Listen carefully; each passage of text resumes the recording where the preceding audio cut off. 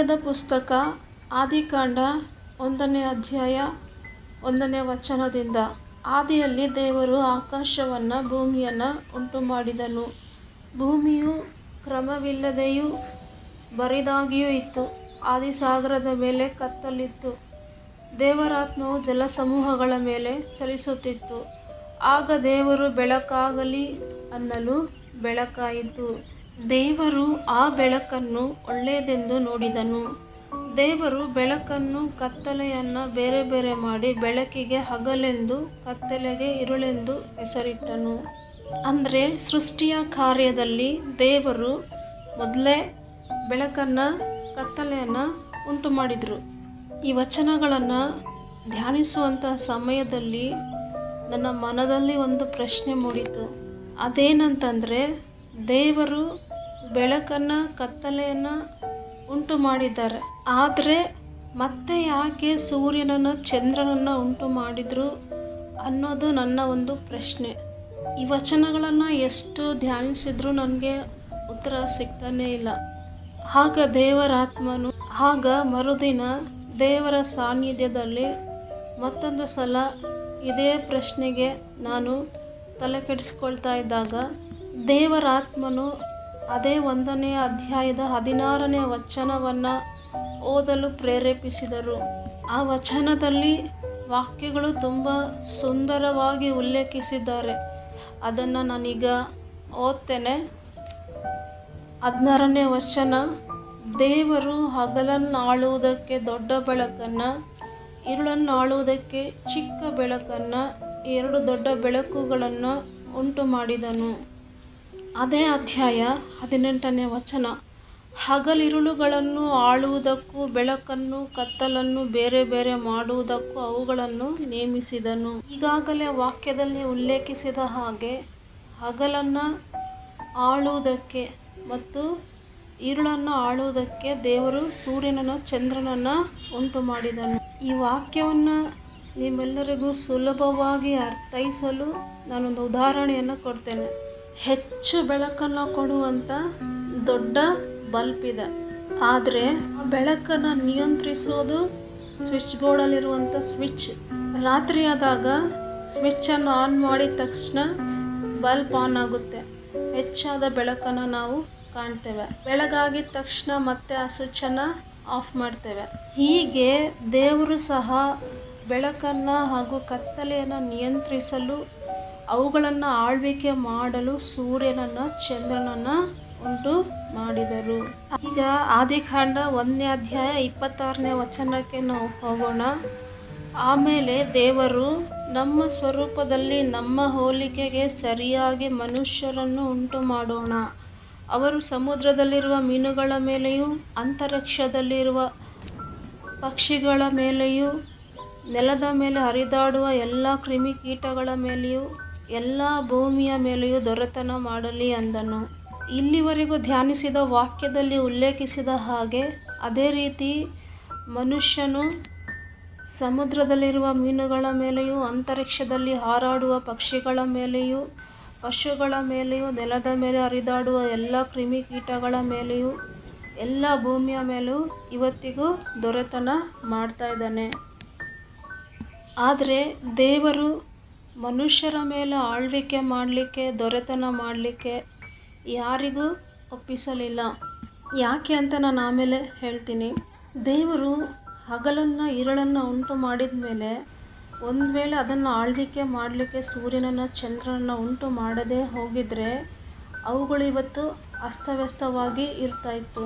ಅದೇ ರೀತಿ ದೇವರು ಭೂಮಿಯ ಮೇಲಿರುವಂಥ ಸಮಸ್ತವನ್ನು ಉಂಟು ಮಾಡಿದ ಮೇಲೆ ಅದರ ದೊರೆತನವನ್ನು ಅಥವಾ ಆಳ್ವಿಕೆ ಮಾಡಲು ಪ್ರಾಣಿಗಳಿಗೋ ಪಕ್ಷಿಗಳಿಗೋ ಅಧಿಕಾರ ಕೊಟ್ಟಿದ್ದರೆ ಇವತ್ತು ಎಲ್ಲವೂ ಭೂಮಿಯ ಮೇಲೆ ಅಸ್ತವ್ಯಸ್ತವಾಗಿ ಇರ್ತಿತ್ತು. ದೇವರ ಸೃಷ್ಟಿ ಕಾರ್ಯ ತುಂಬ ಸುಂದರ, ಅಗಮ್ಯ, ಅದ್ಭುತ. ದೇವರ ಆಲೋಚನೆಗಳು, ಯೋಜನೆಗಳು ವಿಸ್ಮಯ, ಅದಕ್ಕೆ ಸರಿಸಾಟಿ ಯಾರೂ ಇಲ್ಲ. ದೇವರ ಸೃಷ್ಟಿ ಕಾರ್ಯದಲ್ಲಿ ಯಾವುದನ್ನು ಆಳ್ವಿಕೆ ಮಾಡಬೇಕು ಎಂಬುದು ದೇವರು ನಿಶ್ಚಯಿಸಿದ್ದು ತುಂಬ ಅಗಮ್ಯವಾದದ್ದು.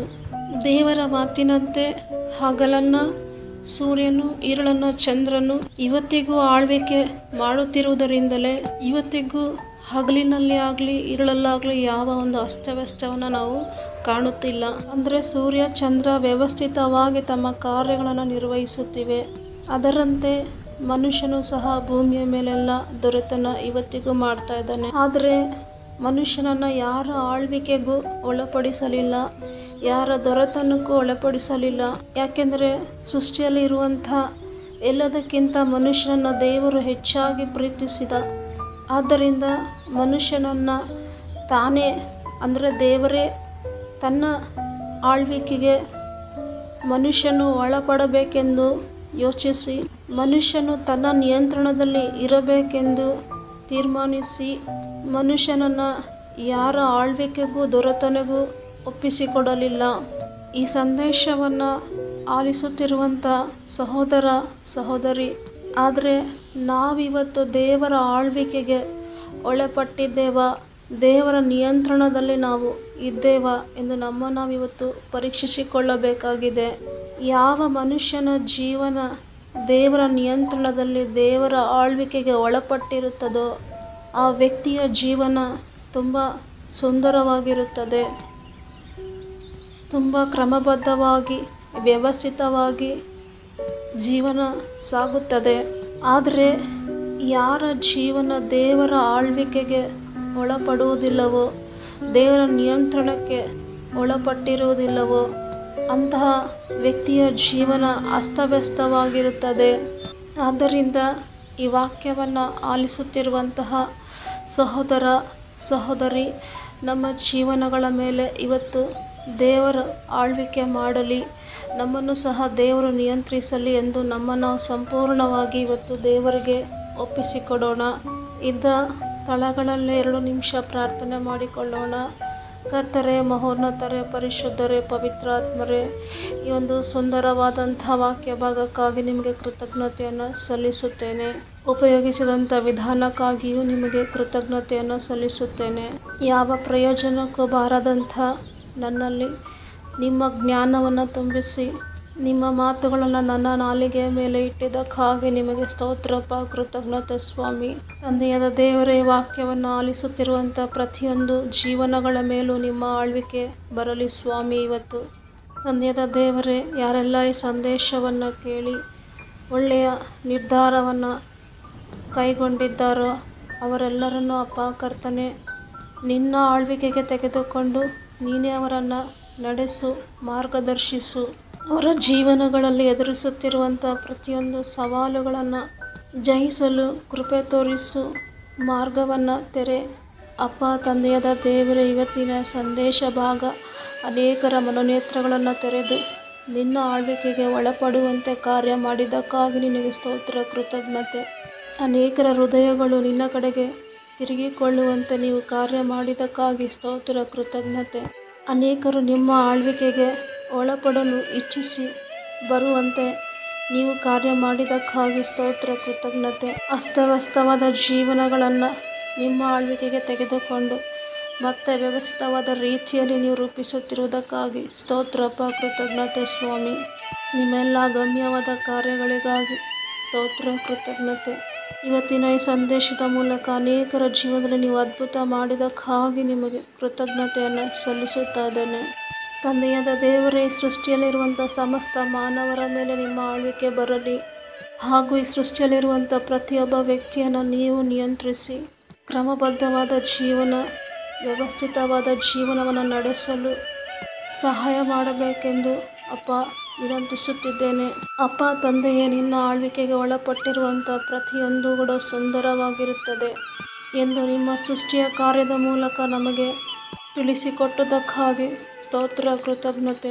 ಅದರಂತೆ ನಮ್ಮ ಜೀವನಗಳು ಸಹ ನಿಮ್ಮ ಆಳ್ವಿಕೆಗೆ ಒಳಪಟ್ಟು ಸುಂದರವಾಗಿ ರೂಪಿಸಲ್ಪಡುವಂತೆ ಕಾರ್ಯ ಮಾಡಿ ನೀವೇ ಮಹಿಮೆ ಹೊಂದಬೇಕಾಗಿ ಬೇಡುತ್ತಾ ಎಲ್ಲ ಘನ ಮಾನ ಮಹಿಮೆ ನಿಮಗೆ ಸಲ್ಲಿಸುತ್ತಾ ನಿಮ್ಮ ಉನ್ನತವಾದ ನಾಮವನ್ನು ಹೆಚ್ಚಿಸುತ್ತಾ ನಾನು ನಿಮ್ಮ ತ್ರಾಣದ ಕೆಳಗೆ ತಗ್ಗಿಸಿಕೊಳ್ಳುತ್ತಾ ನಜರೇತಿನ ಯೇಸು ನಾಮದಲ್ಲಿ ಬೇಡಿ ಹೊಂದಿದ್ದೇವೆ ತಂದೆಯೇ.